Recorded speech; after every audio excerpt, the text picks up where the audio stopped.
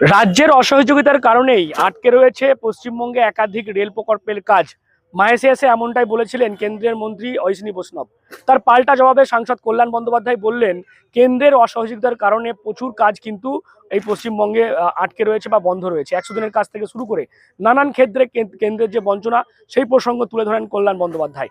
এছাড়াও বিরোধী দলনেতা শুভেন্দু অধিকারীকে আজকে ডানকুনি থেকে বেনজির ভাষায় আক্রমণ করেছেন কল্যাণ বন্দ্যোপাধ্যায়। তার চরিত্র থেকে শুরু করে তার নানান বিষয় নিয়ে কিন্তু তিনি আক্রমণ করেছেন। ও সারা কেন্দ্রীয় সরকারটা পুরোটাই অসহযোগিতা রাজ্য সরকারের সঙ্গে করেছে, তার কথাগুলো বলেছে।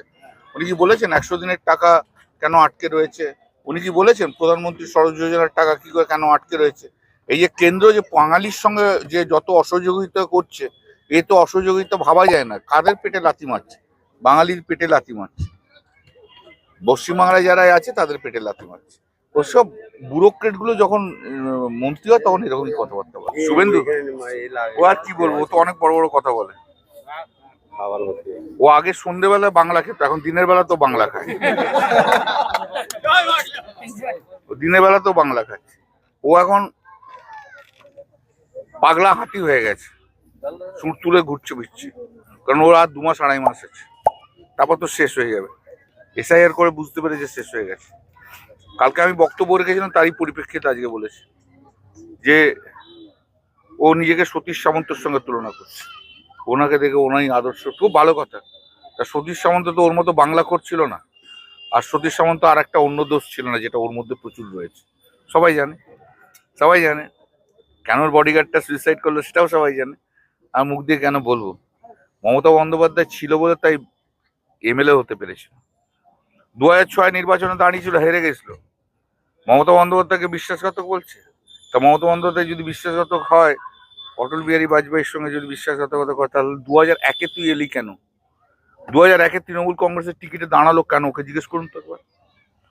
সেই টিকিটে ও হেরেছিল। তারপর 2006 নির্বাচনে জিতলো তৃণমূলের টিকিটে। 2009 তৃণমূলের টিকিটে এমপি হলো। 2014 তৃণমূলের টিকিটে এমপি হলো। যদি বিশ্বাসঘাতকতা এলে কেন? তারপর 2016-তে দিদির কাছে কান্নাকাটি করলো দিল্লিতে, আমি এবারে স্টেটে যাবো, মন্ত্রী হবো, মন্ত্রী হবো, আমাকে মন্ত্রী করে দিদি। বল ভালো তো আছো, বলে না আমি মন্ত্রী হবো। আবার তৃণমূলের টিকিটে 2016-তে দাঁড়ালো, দিদি ওকে মন্ত্রী করলো। মন্ত্রী করে লুটে নিল একদম।